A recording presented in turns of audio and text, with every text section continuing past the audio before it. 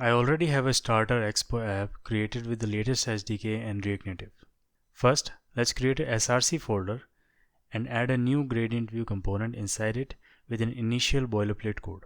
In app.tsx, I'll import gradient view and render it as a component, then remove any unused styles and imports. That's all for the initial structure. Now let's implement the gradient itself. Inside gradient view, we'll import and use linear gradient from expo-linear-gradient package. And for now, I'll hardcode the colors so we can see something on screen. Give the gradient container flex of 1 and set the start and end props with simple positions. Next, I will add a pressable button with a shuffle icon to trigger new gradients. By default, it's at the top left, so I'll center it horizontally and vertically. To style the button, I will add a button style margin bottom of 100, a background color, padding, border radius, and some shadow so it looks nice. I'll also add an opacity feedback state so the button gives a press effect. Then I will define a small array of dummy gradient color sets from which we will pick one randomly. So first create a state active gradient to store active gradient value, and then create a function that returns a random integer between 0 and max number provided, which will set a random gradient as the initial state value.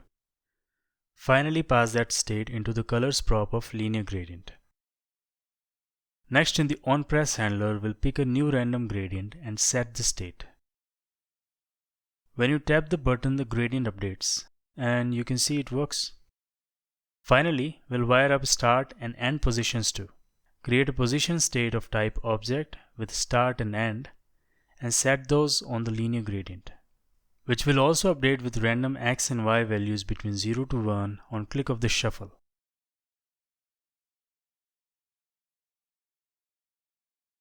Finally, let's run this on Android as well to confirm.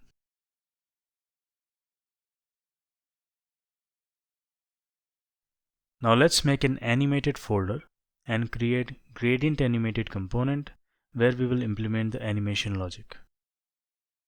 First, let's define the component props, a style, colors as an array of strings, a position object containing start and end quotes, each with x and y, and children so we can render the button.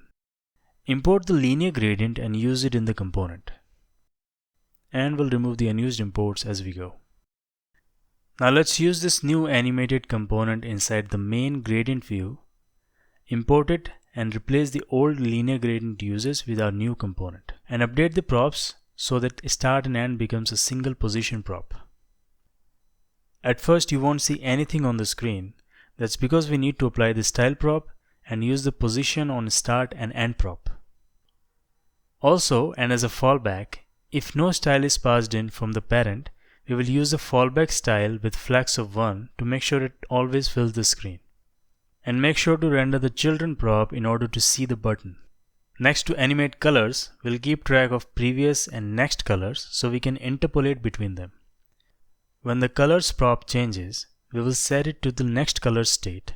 But before the update, we need to set its current value to the previous color state, and make sure to define it in the dependency array. Next, we will define an animated value gradient animator using useRef hook with an initial value of 0. Then in the use effect, using animated timing, we can animate its value to 1 with a duration of 1.5 seconds, and as the gradient component doesn't support native driver, we will set it to false. And make sure to call start for the animation to work. And before starting the animation, we need to make sure we always reset our animated value back to 0. That way, each time the animation is triggered, it consistently interpolates from 0 to 1. Now to interpolate between the two color sets, the previous and the new, we'll use the interpolate method on our animated value. Set the input range to 0 to 1, and for the output range, map it from the first color in the previous set to the first color in the new set. Then repeat the same interpolation for the second color, or for however many colors you're working with. Now to make it work inside the gradient, we'll create an animated version of linear gradient component and use that one instead of the regular one. Once that is done, pass both interpolated colors into the colors prop as an array.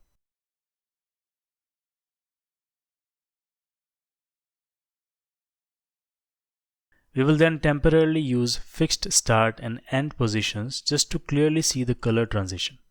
And as you can see, the animation now runs smoothly. Next, let's test this on Android. And it works exactly the same there as well. Next, we will move on to animating the gradient positions.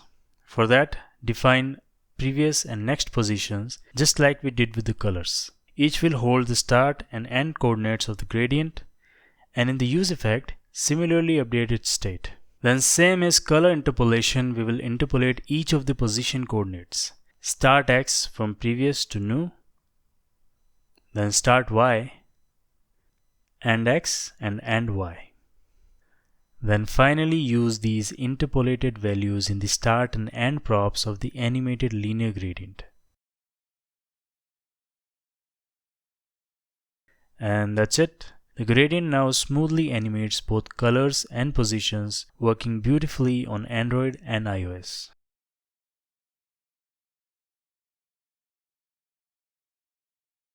Now let's test the demo on the web. And as you can see, it doesn't animate. Inspecting it, we can see the gradient styles aren't applying and changing when we click on the shuffle. And also if we swap to the non-expo react-native-linear-gradient package, it crashes on iOS and simply won't animate on Android. Now this really comes down to how different gradient implementations handles the props changes. For example, the expo-linear-gradient package handles animated arrays and objects almost perfectly, except on the web. But the community react-native-linear-gradient package doesn't normalize animated values the same way, so it fails to animate. There is also an old blog post from 2018 that explains why animating gradient arrays directly is fragile because Animated APIs doesn't handle arrays consistently. So while the Expo integrated gradient works well for the mobile, the community gradient and the web still behaves differently. And to make it work everywhere, we'll need to follow the approach explained in this blog post to support non-expo gradients and the web. So to implement that, we'll create gradient-helper.tsx. And we're going to create a class component because class components work well for creating custom animated components. Though you can do the same thing with a functional component using forward ref, but I'll go with the class component here.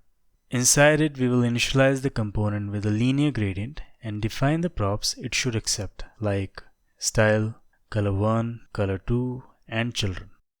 We will extract these from this.props object and use them directly in the colors prop of the gradient. Then apply the style, and for now, we'll just keep the basic start and end values since we just want to test the color animation first.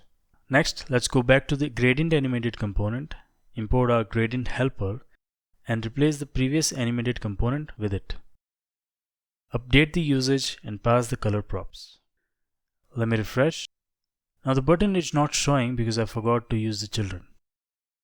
And as you can see, the animation works exactly the same. Now let's try it on Android too.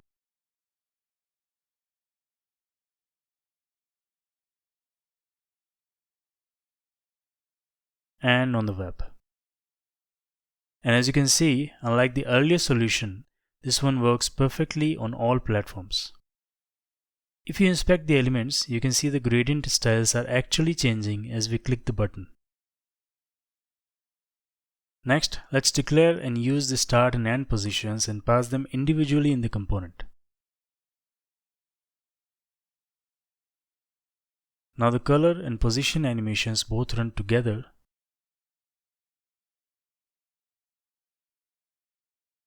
And the behavior works on Android, iOS, and even on the web.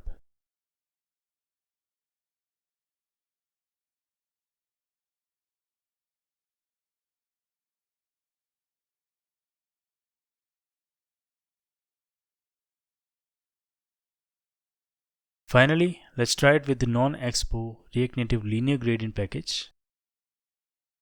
And it works there as well.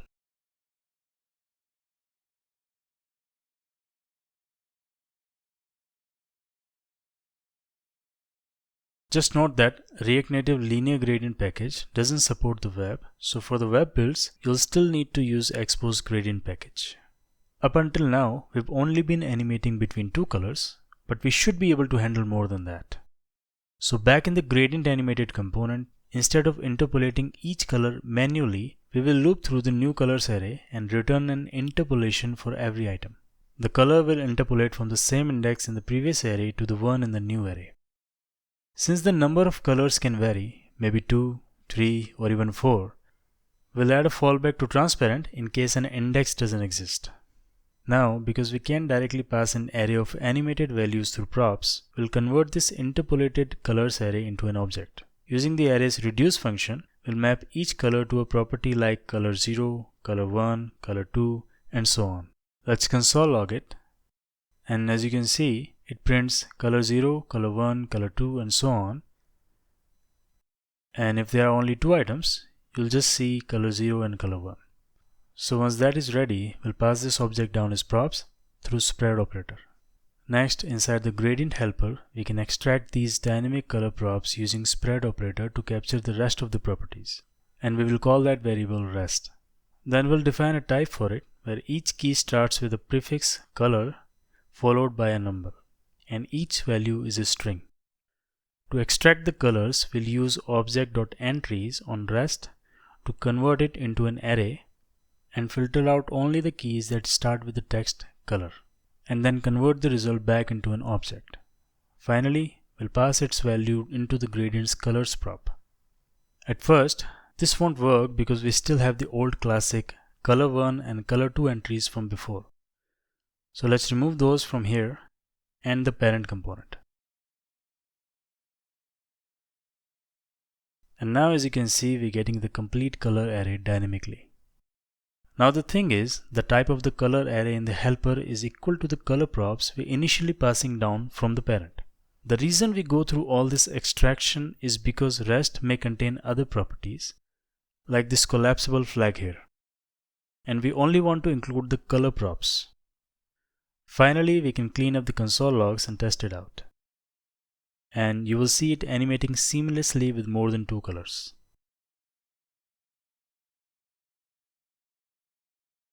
It works perfectly on Android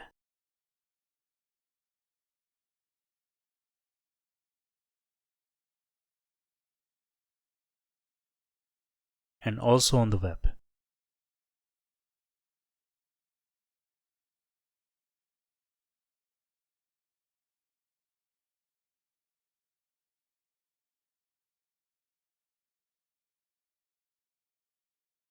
Let's also make sure that this works with the community gradient package. Let's refresh it, and it works the same.